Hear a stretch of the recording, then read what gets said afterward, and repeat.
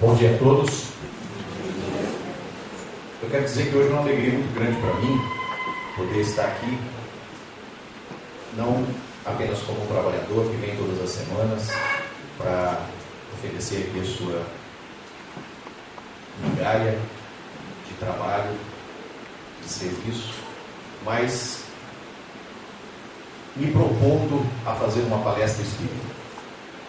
Confesso que esse era um desafio muito grande que, de certa forma, me vinha sendo cobrado pela Cineia, pelos filhos, por alguns amigos da nossa casa. E eu sempre relutei muito em fazer isso, por uma razão muito simples. Todos os palestrantes que nós temos recebido aqui no nosso lar, onde trabalhei também por muito tempo, são pessoas de um conhecimento profundo da doutrina e falam com muita propriedade, segurança sobre qualquer tema. E eu, embora leia muito, procuro estudar, conhecer cada vez mais a nossa doutrina, quanto mais eu estudo, mais eu percebo que preciso conhecer, que nada sei, que preciso ainda me aprofundar e conhecer cada vez mais. Então, em razão de não me sentir nunca preparado para uma palestra, sempre deixei isso em aberto, mas agora foi inevitável. Então eu quero dizer a vocês que a razão de eu estar hoje fazendo essa palestra é porque definitivamente nós não tínhamos outro palestrante para o dia de hoje. Tá? A Cineia é a pessoa que se encarrega de fazer o agendamento dos palestrantes para o ano todo. E para vocês terem uma ideia, para o próximo ano, nós já temos praticamente 70% da agenda definida. E a gente precisa fazer isso com muita antecedência, porque encontrar voluntários que se disponham a fazer palestra no domingo de manhã é bastante difícil. O domingo é um dia de descanso. Os nossos palestrantes são todos voluntários, ninguém é remunerado em casas espíritas. Então as pessoas, embora com muita disposição, às vezes outros compromissos impedem que elas venham. E o que acontece exatamente numa data como essa é que essas pessoas estão mais compromissadas do que em outros períodos do ano. E a Cineia vinha tentando insistentemente com todos os nossos colaboradores e, infelizmente, nenhum deles teve condições de nos atender. Então ela falou: Zé Carlos, eu acho que chegou o momento de você fazer a sua palestra. E como em uma das últimas palestras que eu assisti aqui do Naldemar, eu, de certa forma, me conectei com uma ideia que poderia ser matéria para uma palestra. Eu falei, vou fazer isso, é um desafio. E fiquei orando esse período todo para que fosse incluído, para trazer para vocês uma mensagem a melhor possível, rezando também para que a casa não estivesse tão cheia e eu não ficasse tão nervoso. E tudo isso eu fui atendido, sabe? Então, quero dizer a vocês que, como diz o meu xará, Zé Carlos, eu estou debutando, mas com uma disposição muito grande. Estou trazendo para vocês não a pretensão de uma palestra do nível daqueles que nos têm visitado todos os domingos, mas pelo menos uma oportunidade de compartilhar com vocês reflexões que eu tenho tido nesses últimos, digamos, 60 dias, que foi o período em que eu me dispus a fazer essa palestra. Bom, eu quero dizer para vocês de onde originou essa ideia. O Naldemar, como eu disse, ele esteve aqui, eu acredito que há uns 4 meses atrás, e durante a palestra ele falou a respeito do chá. Esse título que parece um pouco intrigante, né, como falou o Rudolf, como está o seu chá? O chá, ele, como disse o Naldemar já quando abordou o assunto, ele é um ideograma que é muito utilizado no meio empresarial, principalmente na área de recursos humanos, para definir quais são as características fundamentais para que uma pessoa seja bem-sucedida profissionalmente. E aí eu tenho que dizer para vocês uma característica minha que fez com que brotasse a ideia dessa palestra. Tá? Eu vou explicar o que é o chá do ponto de vista empresarial e depois vou apresentar para vocês o resultado desse exercício que eu costumo fazer frequentemente. Quem me conhece um pouco mais sabe que eu sou uma pessoa que gosto de brincar muito com as palavras. Tá? Eu tenho o hábito, sempre quando eu estou ouvindo alguém, estou lendo alguma coisa, eu fico buscando um duplo sentido naquela palavra ou naquela frase que está sendo composta. É uma coisa que eu faço já desde criança. Eu tive assim a felicidade de criar o hábito pela leitura muito cedo, então talvez isso tenha estimulado. Então eu sempre estou procurando alguma conexão com a palavra que está fazendo para, de repente, fazer alguma observação divertida sobre aquilo, algum trocadilho. Então esse exercício, ele hoje para mim é uma coisa muito natural, acontece de forma natural. Eu faço isso não é com esforço extraordinário não, é porque sempre eu naturalmente vou fazendo isso. E isso brotou, essa ideia da palestra brotou exatamente em função disso. É bom que vocês saibam, estou explicando as razões disso daí. Muito bem, o Naldemar, quando ele nos trouxe esse ideograma na sua palestra, embora eu já conhecesse esse ideograma de leituras e inclusive de palestras que tinha assistido anteriormente, não na área espírita, mas vamos dizer nessa área empresarial, então ele significa o seguinte: como eu disse, as características fundamentais para que uma pessoa seja bem sucedida profissionalmente. Então a primeira delas, a primeira letra do chá, significa conhecimento, ou seja, o saber. A pessoa precisa, quando se propõe a fazer alguma coisa, a fazer algum trabalho, é fundamental que ela tenha conhecimento, o saber. Agora, o conhecimento por si só não faz nada. O segundo ponto fundamental é a habilidade, ou seja, o saber fazer, o know-how. Então, nós sabemos que muitas pessoas, elas têm um conhecimento profundo a respeito de uma matéria. É muito comum isso, eu acho que cada um de nós teve a oportunidade de sentir isso com professores, quando estudava, ou ainda estuda. É comum, às vezes, a gente perceber que o professor, ele tem um conhecimento profundo, às vezes, daquela matéria, mas sente uma dificuldade grande de transmitir. E, às vezes, ele não é eficiente, não porque não conhece, mas porque falta para ele esse segundo elemento do chá, a habilidade. Ele tem dificuldade. E isso não é uma coisa que acontece só com professores, pode acontecer com qualquer tipo de profissional. Ele, às vezes, detém o conhecimento, mas não tem habilidade para pôr em prática. E aí, o terceiro elemento, que eu diria talvez que é o mais importante de todos e que consegue muitas vezes superar uma dificuldade que você tenha nos anteriores, que é a atitude, é o querer fazer. Porque às vezes as pessoas conhecem profundamente, elas têm habilidade, mas elas não têm disposição para fazer, elas não tomam iniciativa, elas não fazem acontecer. Então, para que se complete o chá, ou seja, para que um profissional ele realmente seja bem sucedido na sua área, é fundamental que ele reúna esses três elementos: o conhecimento, a habilidade e a atitude. Isso vai fazer dele um bom profissional, se ele reunir as três. Então, enquanto eu ouvia isso do Naldemar, como eu disse a vocês, eu fui trabalhando essa ideia e ouvindo aquilo, imaginando na hora, será que na nossa seara, será que dentro da nossa vida espírita existiria um chá? E naturalmente, em função desse exercício que é natural para mim, à medida em que ele falava de cada um desses elementos, eu fui associando aquilo que dentro da nossa doutrina também é fundamental. Ou seja, que é a espinha dorsal para que a gente de fato venha a ter uma existência satisfatória.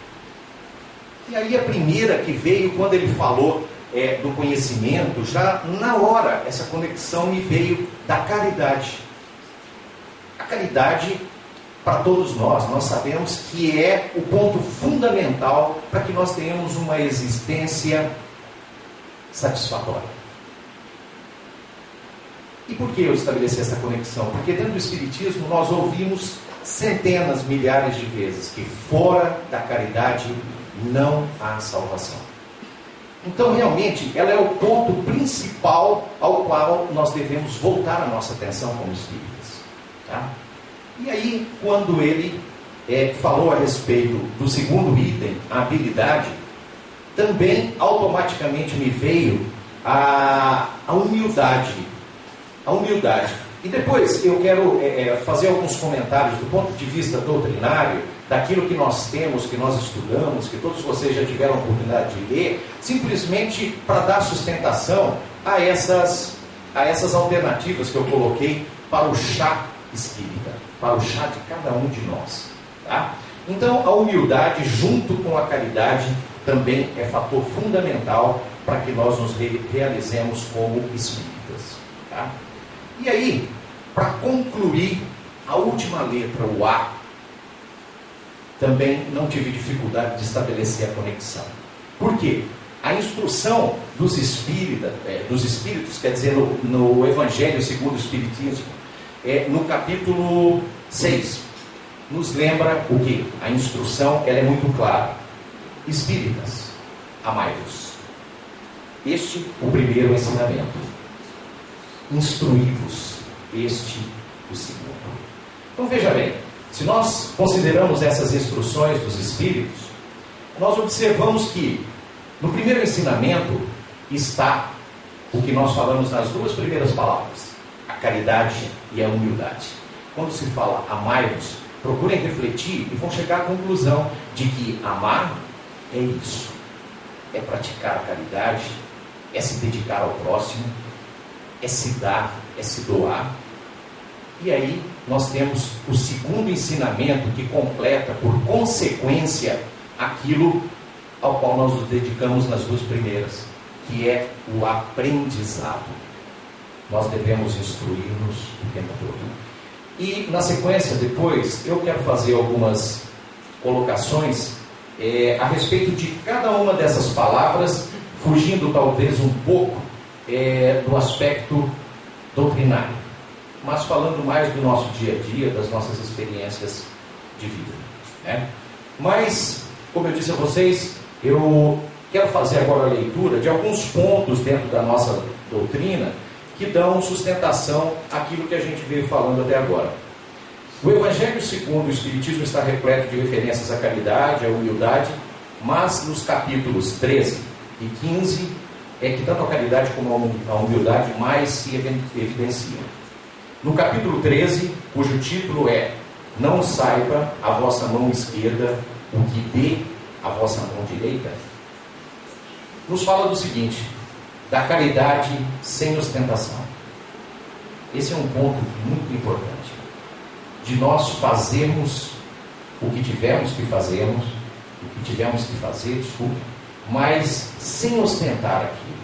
Quando tivermos que ajudar, quando tivermos que ser caridosos, que o façamos com discrição, porque muitas vezes a ostentação, a maneira como nós praticamos a caridade, às vezes até humilha quem a recebe. Então, esse é um dos pontos que é tratado pelo artigo 13. Fala também, o capítulo 13, esse é um vício ainda do curso de Direito, né, que a gente sempre trata tudo por artigos, mas o capítulo 13 trata também na sequência do óbolo da viúva. O óbolo da viúva também nos lembra um outro aspecto importante da caridade, que é o dar o que pouco se tem. Porque quando a gente dá aquilo que está sobrando, aquilo que não nos faz falta absolutamente, pouco menos tem. Agora, o óbolo da viúva nos ensina, nos mostra que é quando você dá aquilo que também vai te fazer falta, ou que você já está sentindo falta agora. É quando você reparte o pão quando a sua fome é muito grande. Então, esse outro ponto do Evangelho nos lembra também a necessidade de você se lembrar que você deve dar não só o que sobra, mas aquilo que também te falta. E trata de um outro ponto que é muito interessante, que é o de convidar os pobres e os expropriados. Isso é para nos lembrar o seguinte, que nós, quando praticamos a caridade, ou seja, quando nós somos generosos com aqueles que nos interessam, com aqueles que nos vão recompensar de alguma maneira, nós não estamos fazendo grande coisa. Basicamente, nós estamos fazendo negócio. Nós estamos fazendo toma lá da cá, não é? Agora, quando Jesus fala do festim e que para ele nós devemos convidar os pobres e os expropriados, ele nos lembra que nós devemos praticar a caridade com aqueles que talvez jamais possam nos retribuir. Esse é o ponto. Porque do contrário, você não está fazendo caridade, você está fazendo negócio. Tá? Então, o capítulo 13, ele aborda de uma forma interessante esse aspecto da caridade. E no capítulo 15, fecha a questão. No capítulo 15 ele diz: fora da caridade não há salvação. Esse é o título do capítulo. Fora da caridade não há salvação. Toda a moral de Jesus se resume na caridade e na humildade, isto é, nas duas virtudes contrárias ao egoísmo e ao orgulho. Em todos os seus ensinos, ele aponta essas duas virtudes como sendo as que conduzem à eterna felicidade. Ele nos fala: bem-aventurados, disse, os pobres de espírito, isto é, os humildes, porque deles é o reino dos céus. Bem-aventurados os que têm o coração puro, bem-aventurados os que são brandos e pacíficos, bem-aventurados os que são misericordiosos. Amai o vosso próximo como a vós mesmos, fazei aos outros o que quereríeis que vos fizessem. Amai os vossos inimigos, perdoai as ofensas, se quiserdes ser perdoados, praticai o bem sem ostentação, julgai-vos a vós mesmos antes de julgardes os outros. Então, quer dizer, cada uma dessas mensagens, cada uma dessas frases nos traz a lembrança do que nós devemos fazer para praticar a caridade. Agora, humildade e caridade é o ponto que ele não cessa de recomendar. E o que dá ele próprio o exemplo. Orgulho e egoísmo, eis o que não cansa de combater. E não se limita a recomendar a caridade, põe-na claramente em termos explícitos como condição absoluta da felicidade futura. Jesus não considera, portanto, a caridade apenas como uma condição para a salvação, mas como a condição única. Veja bem, ele não é uma condição a mais, não é um ponto a mais, é a condição única. Se outras houvessem a serem preenchidas, ele as teria declinado. Desde que coloca a caridade em primeiro lugar, é que ela implicitamente abrange todas as outras: a humildade, a brandura, a benevolência, a indulgência, a justiça, etc. E é porque é a negação absoluta do orgulho e do egoísmo. Bem, a caridade se resume apenas isso? Nós normalmente somos, eu diria até que educados, desde a infância, a considerar a caridade como beneficência. As pessoas acham que fazer caridade é simplesmente pôr a mão no bolso, né, e dar alguma coisa. Dar a alguém que ela está precisando, você praticou caridade. E só. Caridade é só isso. Se você não estiver fazendo isso, você não está sendo caridoso, você não está sendo bom. Não está cumprindo esse papel fundamental. Nós não podemos nos esquecer que tão importante quanto a beneficência, não que ela não seja importante, ela é importantíssima também. Só que a caridade moral, ela muitas vezes é bem mais importante, porque é basicamente o que aquela pessoa ou aquele grupo necessita. Às vezes eles não estão precisando tanto de coisas materiais. Às vezes o que eles estão precisando é de um outro tipo de ajuda. O que é a caridade moral? A caridade moral, basicamente, o que nos instrui os espíritos, é que significa nós nos suportarmos uns aos outros. O que significa isso? Significa um exercício constante da humildade. Nós temos, às vezes, muito pouca paciência com as pessoas. Às vezes as pessoas nos procuram, querem falar, e nós não temos a mínima paciência para ouvir isso. E às vezes, quando a gente se dispõe a fazê-lo, já é tarde demais. Nós sabemos, temos conhecimento de casos, e vocês também com certeza o têm, de pessoas que em momento de desespero total procuraram por pessoas muito próximas, às vezes por pais, irmãos, e naquele momento não receberam aquilo que precisavam: a atenção, o carinho. e muitas vezes tomaram decisões drásticas, algumas vezes se despediram da vida até porque não receberam naquele momento o que precisavam, a atenção. Então, é fundamental que a gente se lembre, quando fala de caridade, também desse aspecto, que nós também temos que nos doar o nosso tempo, com carinho, com atenção para as pessoas.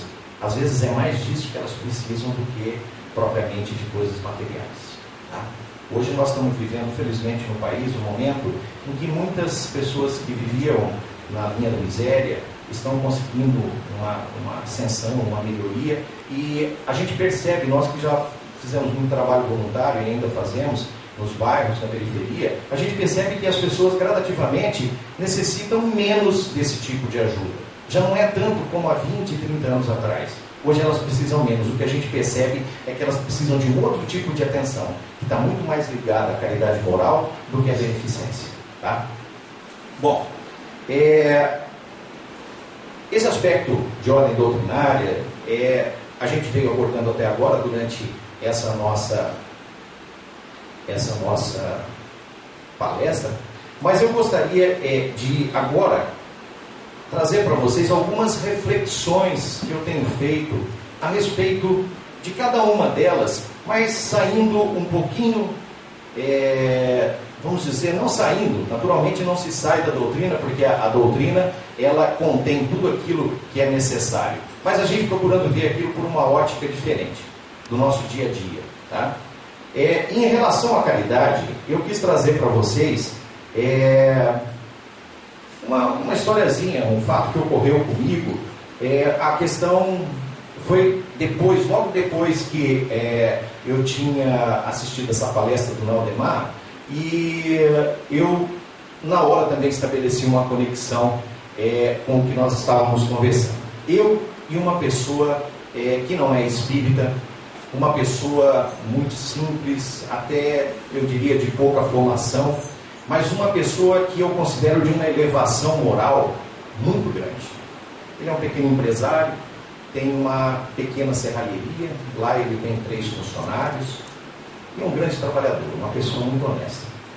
Um dia ele chegou atrasado num encontro que tinha marcado comigo de manhã, e se desculpou dizendo que ele teve que prestar socorro a uma pessoa, e que em função disso, ele tinha se atrasado comigo.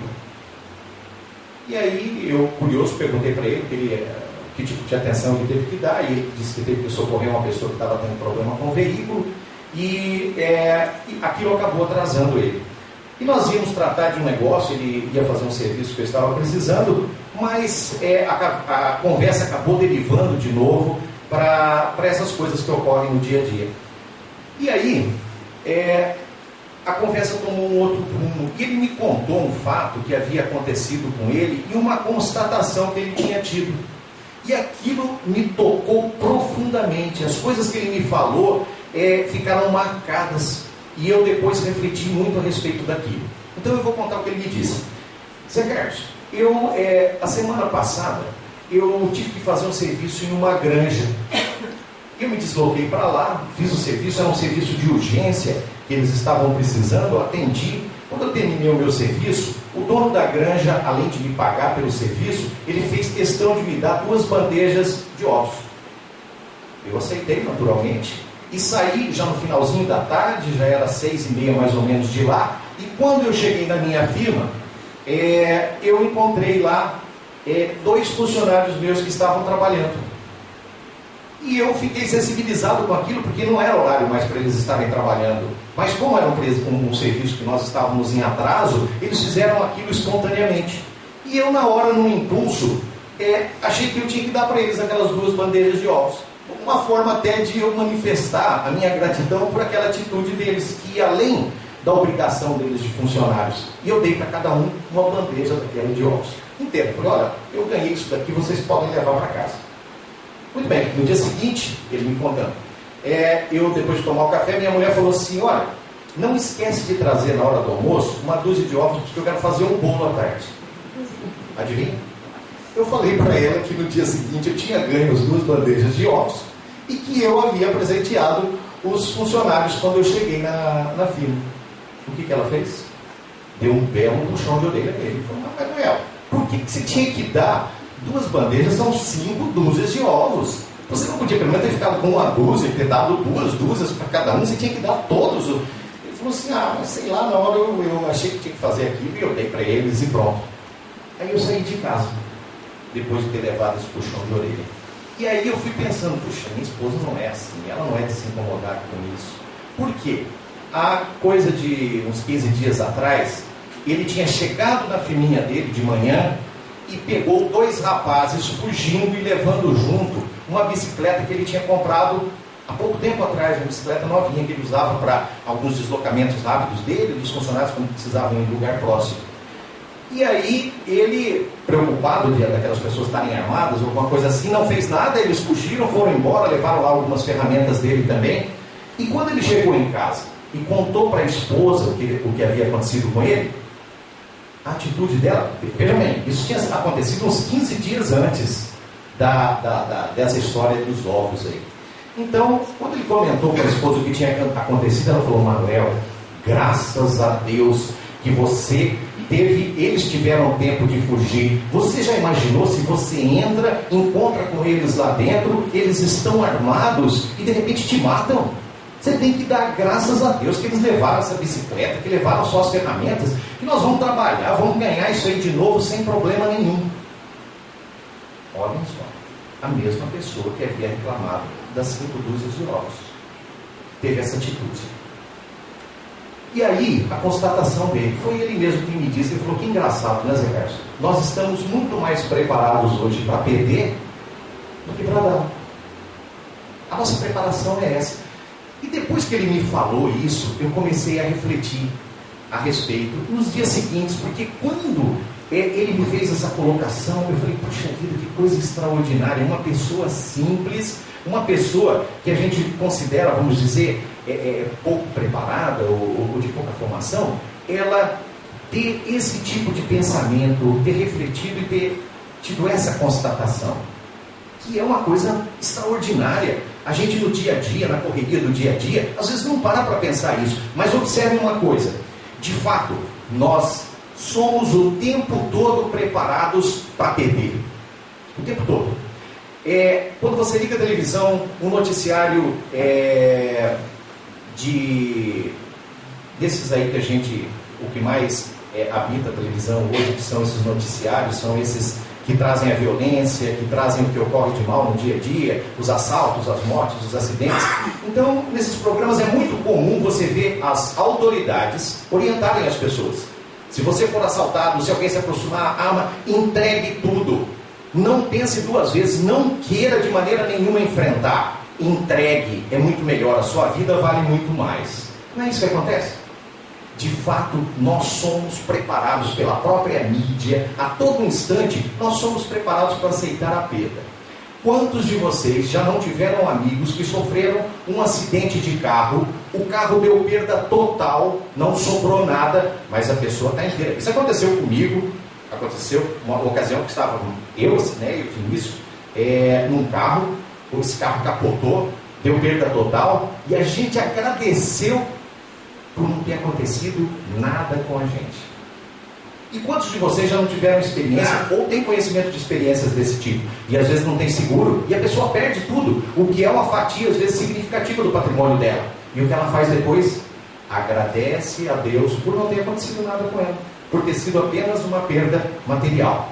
E aí de novo, é uma constatação, nós estamos preparados para perder. Agora pegue esse seu carro e dê de presente para alguém, para você ser taxado de louco, da família de dizer que é inconsequente, que você de fato é uma pessoa descontrolada. Como é que você vai pegar um carro seu e dar de presente para alguém? É difícil isso, né? Pois é.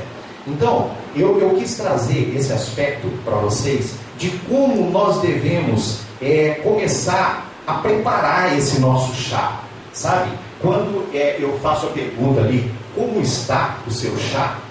É realmente para que a gente reflita de uma forma, eu não diria nem doutrinária, de uma forma mundana mesmo, que nós precisamos voltar nossa atenção para isso, com relação à caridade, esses pontos eles devem ser sempre lembrados.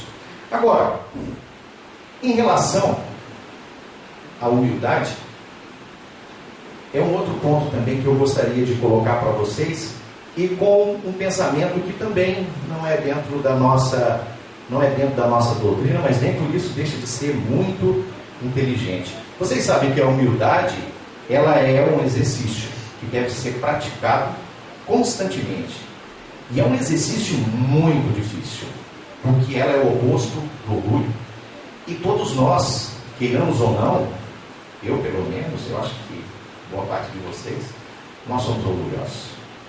Sempre nós somos orgulhosos. Nós não resistimos de forma alguma a conviver com uma situação que nos prejudique, que nos incomode, quando nós sentimos que nós temos força, que nós somos superiores e podemos reverter aquilo. Quantos de vocês já não disseram também aquilo que a gente abomina? Com quem você pensa que está falando? Quantos? Inevitavelmente, a gente já fez isso alguma vez, ou já fez muitas vezes até. Então, a humildade, ela é um exercício e dos mais difíceis que existe. Eu tenho me esforçado bastante, sabe, gente? E olha, eu devo confessar que eu tenho sido tão humilde, mas tão humilde ultimamente, que eu já começo a sentir orgulho disso. Na verdade, a gente sabe que não é um exercício fácil, mas a gente deve continuar tentando sempre. Agora, eu vou trazer uma frase aqui para vocês, que eu considero assim, que fecha essa questão. É uma frase do Benjamin Franklin. Ele diz o seguinte: ser humilde com os superiores é uma obrigação. Ser humilde com os colegas é uma cortesia. E ser humilde com os inferiores é uma nobreza. Isso resume tudo sobre humildade. Por quê? Muitas vezes nós achamos que nós estamos sendo humildes, quando na realidade nós estamos naturalmente nos submetendo a uma superioridade do outro lado. Não é isso que acontece? Então, quando você, no seu trabalho, aceita um comando, uma ordem, que às vezes você nem concorda com ela, mas você se sujeita, não é humildade não. Você está fazendo aquilo porque não tem às vezes outra alternativa. Certo? Então a gente rotula isso de humildade. Não, eu acato, eu aceito. E isso acontece em relação não é só no trabalho, é em casa, é os pais em relação aos filhos, né? E muitas outras situações com amigos nossos, tal. Aí vem esse outro aspecto, que é o de você, em relação àqueles, os nossos irmãos, não vamos falar os nossos pais, que têm às vezes uma força maior, em nos impor as coisas, em colocar ideias às quais a gente deve se curvar. Mas quando nós falamos dos nossos irmãos, dos nossos colegas de casa espírita, dos nossos colegas de trabalho, por que nós somos humildes, entre aspas? É uma cortesia que nos convém, porque nós queremos receber o mesmo tratamento. Então, nós às vezes aceitamos, ficamos numa condição que não é tão satisfatória, que nos é às vezes até prejudicial, porque aquilo nos convém. Então, é o que o Benjamin Franklin chama de uma cortesia, essa humildade. Agora, humildade, de fato, ela só ocorre quando você está lidando com pessoas que não têm a mesma força que você. Aqueles que, não é certo dizer inferiores, mas eu diria pessoas que por algum motivo estão numa condição em que devem se submeter. Às vezes a pessoa não é tão forte quanto você, né? É mais fraca do que você. Às vezes a pessoa não é tão culta quanto você e por isso ela tem que se submeter. Às vezes ela não é tão rica como você, ela não tem tanto dinheiro como você e por isso ela tem que se submeter. Agora, vamos avaliar, gente, não é muito mais difícil você ser humilde com essas pessoas, com aquelas com as quais você não tem necessidade nenhuma de ser humilde, e é só aí que a humildade vale. Fora disso, você não está sendo humilde. Você de novo está negociando, você está fazendo coisas que te convêm. O mesmo que eu falava da caridade, né? Quando você faz coisas que são negócio, que são convenientes, você não está sendo caridoso. E em relação à humildade, quando você não tem necessidade de se submeter, quando você, vamos dizer, o faz por conveniência, você também não está tendo mérito nenhum nisso. Então, a segunda letra da nossa proposta, que é a humildade, procurem pensar sempre que você só está sendo humilde quando você está tratando nessas condições. Quando realmente a tua condição é favorável e ainda assim você tem a nobreza de ser humilde. Tá? Então é um ponto assim que a gente deve refletir a respeito dele. Tá? E para concluir, eu quero falar um pouco sobre o aprendizado. Né? O aprendizado, ele é o que fecha, como eu disse, ele fecha esse raciocínio, ele fecha essa questão. Mas também não vou novamente falar do ponto de vista doutrinário. Gostaria até, antes de falar a respeito desse tópico, desse ponto, eu gostaria de lembrar um palestrante, porque nós vamos falar de aprendizado, de memória, de reter informações. E eu me lembrei de um palestrante, ontem eu estava me lembrando disso, quando eu estava repassando esse material para a palestra, eu me lembrei de Falcão Bauer. Não sei se algum de vocês conhecem Falcão Bauer. Ele foi uma das pessoas que mais tratou da qualidade dos produtos, controle de qualidade de modo geral. Ele tinha uma empresa, o Instituto Falcão Bauer, especializado em fazer controle de qualidade de produtos. Um velhinho extraordinário, de uma inteligência muito grande, do qual eu tive a oportunidade de assistir a algumas palestras. E uma delas, ele começou de uma maneira que eu nunca mais esqueci. Ele disse o seguinte: bem, gente, quem vai falar para vocês agora é um velhinho. Mas eu queria dizer para vocês que, uma constatação minha, 3 coisas melhoram muito com a velhice. A primeira delas é a memória. A segunda, não consigo lembrar, me desculpe, mas eu consigo lembrar. Então, aquilo me marcou. Realmente, a gente fica pensando o que de fato nós guardamos, o que nós memorizamos, o que vai nos acompanhar até o final da existência, quando nós estamos passando para o outro lado e vamos levar unicamente essa bagagem que nós armazenamos. O nosso aprendizado.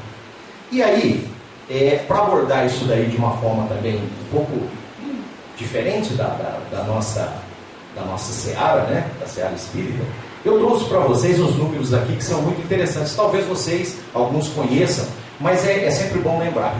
Um estudioso americano, um psiquiatra muito famoso, William Glasser, ele desenvolveu um estudo, fez muitas pesquisas para determinar quais as formas mais eficientes de memorização. O que nós retemos de fato de tudo aquilo que acontece em nossa vida. E a conclusão que ele chegou foi a seguinte: de que nós retemos 10% daquilo que nós lemos. Então, quando nós estamos lendo alguma coisa, em média, né, não significa que isso seja matemático, mas em média nós estamos armazenando 10% daquilo que nós estamos lendo. Aí ele diz que isso sobe para 20% quando nós escutamos. E quando nós escutamos, nós estamos dando uma atenção bem maior àquilo que está acontecendo. Então 20% é o percentual do que nós retemos daquilo que normalmente nós escutamos. Sobe para 30% daquilo que nós vemos. O ver é uma coisa muito forte. Então, com 30% aquilo fica como que armazenado no nosso HD ali, né? Aquelas fotos ficam gravadas no nosso HD. 50% do que vemos e escutamos. O que significa isso? Que a televisão, ela é um instrumento muito poderoso, porque ela traz para você as mensagens, ou seja, você está escutando e visualizando o tempo todo. Então a gente deve usar muito a televisão para nos instruir, mas devemos também ter muito cuidado com ela, porque tudo aquilo que vem de ruim dela também, nós estamos armazenando, tá? Então, quando vemos e ouvimos, nós guardamos 50%. 70% nós armazenamos daquilo que nós discutimos. Ou seja, quando nós estamos, vamos dizer, num grupo de estudo, muitos aqui frequentam, já frequentaram grupos de estudos espíritas. Isso é muito importante, porque os temas são jogados e muitas vezes, na maioria das vezes, eles são discutidos. E você tem a certeza de que aquilo que você discutiu, aquilo sobre o qual você se deu o trabalho de refletir, de pensar, você armazenou muito mais. Você lembra muito mais hoje de coisas que foram discutidas em grupos de estudo. Não é uma verdade? Não é uma coisa que acontece conosco de fato? Então, é muito importante. Quando a gente fala discutir, não significa naturalmente ficar se pegando, ficar brigando com ninguém. Não, não é isso. É você se dar o trabalho de refletir, expor o seu ponto de vista, ouvir o do outro e tirar suas conclusões. Então, isso de fato é muito importante. Aí vem para 80% uma coisa extraordinária: o que nós experimentamos. Nós guardamos 80% daquilo que nós experimentamos. E quando fala experimentar, não significa só pegar um pedaço de bolo de chocolate, comer aquilo e ficar com a sensação de que nunca vai esquecer aquele bolo de chocolate. Não é experimentar só o sabor, o odor, não é isso. É também você vivenciar aquilo. Então, vivenciar é realmente uma forma de você armazenar muito. E aí nós concluímos com 95% você consegue reter daquilo que você ensina aos outros. Olha a conclusão desse psiquiatra: de que quando você passa por todas essas etapas anteriores e depois você pensa muito a respeito, você vai refletir por um longo tempo sobre todas as variáveis e você se dispõe a transmitir aquela informação, você de fato armazenou o máximo que você podia. E quando ele trata desse ponto, não significa só você estar numa sala de aula, num grupo de estudo, ou mesmo aqui no lugar onde eu estou agora, tentando passar para vocês um pouco dessas reflexões. Não é só isso. É principalmente o seu exemplo. Porque muitas vezes você não precisa abrir a boca para ensinar muito, para reter muito. Não. Quando você, depois de ter passado por toda essa experiência, tudo aquilo que nós falamos anteriormente, porque de fato o propósito nosso de aprendizado não está necessariamente em você saber quanto que você guardou do último programa do Camargo, dos acidentes que teve na cidade, ou isso, aquilo. Não é esse o propósito nosso. O nosso propósito de concluir esse raciocínio é de fato a gente saber o que nós estamos tendo de aprendizado. E o aprendizado é a gente se dar o trabalho de refletir sobre cada um desses pontos e colocar isso em prática. Esse é o fundamental, porque você de fato só pode dizer que aprendeu, que você domina aquilo, quando você está praticando. Porque do contrário, não está sendo eficiente aquilo. Certo? Então, eu quis trazer esses aspectos também, vamos dizer que fogem um pouquinho da nossa doutrina, né? Mas que são importantes também que a gente traga para o nosso dia a dia, que a gente pense a respeito. Né? Nenhum de nós tem a pretensão de que a nossa doutrina também ela consiga abarcar tudo, que ela consiga envolver tudo aquilo que nós necessitamos. A gente deve voltar os olhos também para outras coisas e tentar extrair delas o máximo de aprendizado. Sempre que aquilo nos torna melhor, não importa da fonte que está vindo, é importante e você tem que absorver. Não deve relevar ou achar que aquilo não interessa porque não é espírito, eu não estou estudando nada da nossa doutrina, então aquilo não vale a pena. Vale a pena. A gente tem que estar atento para todas as coisas que você observa que podem nos melhorar. Então, a ideia era essa, de trazer para vocês o resultado dessas reflexões. E para encerrar até essa minha modesta palestra, né, se é que pode se chamar de palestra, eu disse para vocês que eu vim aqui compartilhar algumas reflexões minhas. Mas, para terminar esse trabalho, eu gostaria de fazer de uma forma que é muito gratificante para mim, que eu gosto muito. Eu vou terminar essa nossa apresentação aqui com uma música. Eu tenho uma certa dificuldade para fazer essas preces lindas que as pessoas fazem, às vezes eu fico, puxa, de onde que tiram tudo isso, né? Eu fico às vezes pensando, nossa, eu tenho facilidade às vezes de falar sobre tanta coisa, mas tenho dificuldade de fazer essas preces lindas que a gente sempre ouve aqui na casa.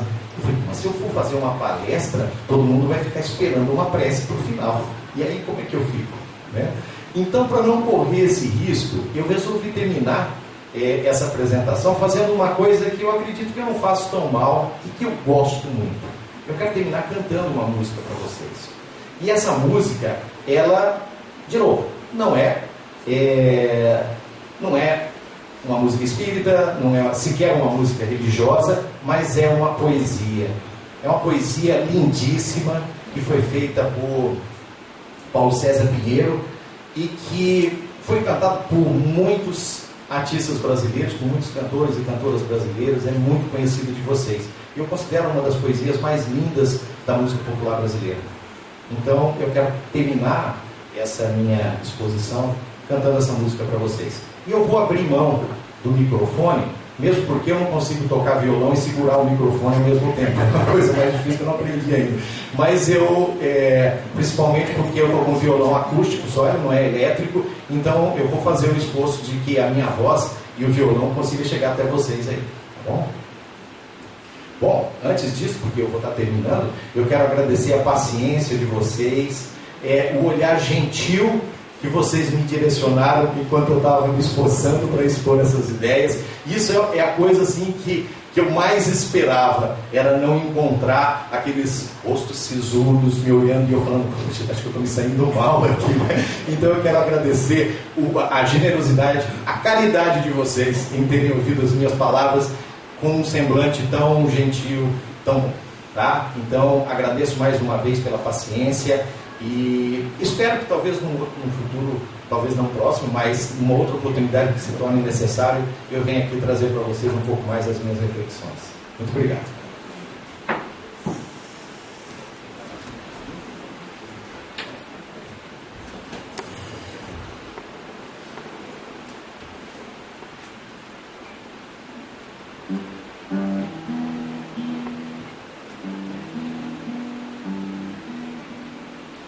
Oh, tristeza, me desculpe, estou de malas prontas. Hoje a poesia veio ao meu encontro, já raiou o dia,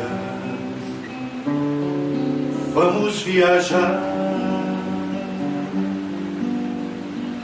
Vamos indo de carona na garupa leve do vento macio que vem caminhando desde muito longe, lá do fim do mar. Vamos visitar a estrela da manhã raiada que pensei perdida pela madrugada, mas que vai escondida querendo brincar. Senta nessa nuvem clara, minha poesia anda, se prepara, traz uma cantiga, vamos espalhando música no ar. Olha quantas aves brancas, minha poesia, dançam nossa valsa pelo céu que um dia fez todo bordado de raios de sol. Ó, poesia, me ajude, vou colher avencas, lírios, rosas, dálias, pelos campos verdes que você batiza de jardim do céu. Mas pode ficar tranquila, minha poesia, pois nós voltaremos numa estrela guia, num clarão de lua, quando serenar. Ou talvez até, quem sabe, nós só voltaremos num cavalo baio, no alazão da noite, cujo nome é raio, raio de luar.